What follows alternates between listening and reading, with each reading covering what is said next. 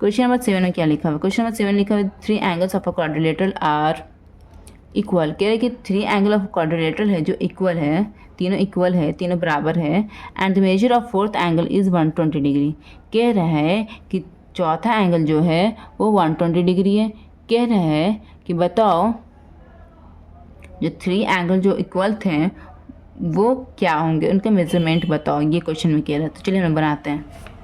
So friends, अब हम लोग क्वेश्चन नंबर 7 सॉल्व करते हैं। तो चलिए हम लोग एक क्वाड्रिलेटरल ड्रा कर देते हैं। चलिए एक तरह का क्वाड्रिलेटरल ड्रा हो गया, ठीक है।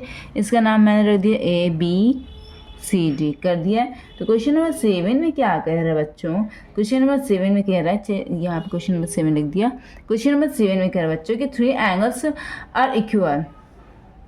यही कह रहा है ना क्वेश्चन नंबर 7 में कि 3 एंगल्स आर इक्वल।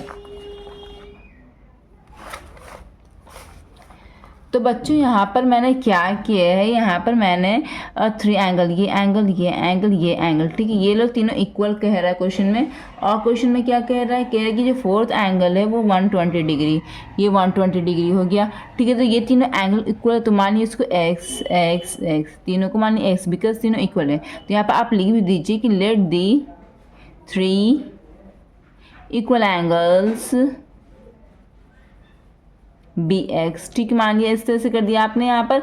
अब यहाँ पर आपको क्या फाइंड करना, आपको यही 3 इक्वल एंगल फाइंड करने के लिए कह रहा है, ठीक है। तो अकॉर्डिंग टू द थ्योरम मैंने क्या माना था, A + B + C + D।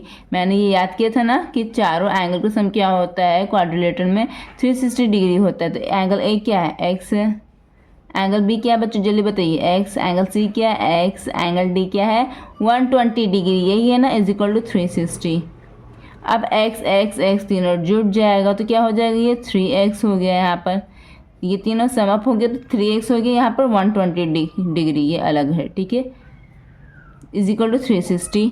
ये दोनों नहीं जुड़ सकता बिकॉज ये x वाला है ना, ये वेरिएबल के साथ अटैच है, ये सिंपली न्यूमरिक है। तो अब यहाँ पर क्या होगा, यहाँ पर होगा ये बोलेगा, वेरिएबल वाला बोलेगा, अननोन वाला बोलेगा कि हम यहाँ अकेले रहेंगे, तुम दूसरे घर में जाओ।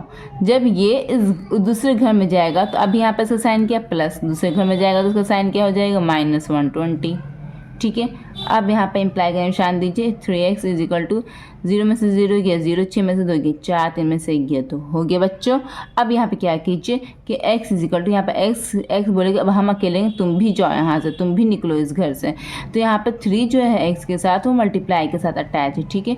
तो जब इस घर में वो आएगा तो वो किसके साथ अटैच होगा, मल्टीप्लाई इक्वल टू डिवाइड। तो यहाँ इस घर में आएगा तो 3, जब इस घर में आएगा तो डिवाइड के साथ आएगा, ठीक, डिवाइड में ये अटैच हो जाएगा। तो अब ये कटेगा, 3 1 3, 3 8 24, 3 0 0, ठीक है। तो यहाँ पे क्या होगा, x is equal to 80 degree, ठीक है। ये आंसर आ गया मेरा। तो मैंने इक्वल एंगल्स क्या है यहाँ पर मैंने माना था, यहाँ पर इक्वल एंगल्स मैंने माना था x। तो यहाँ पर लिखना हिंस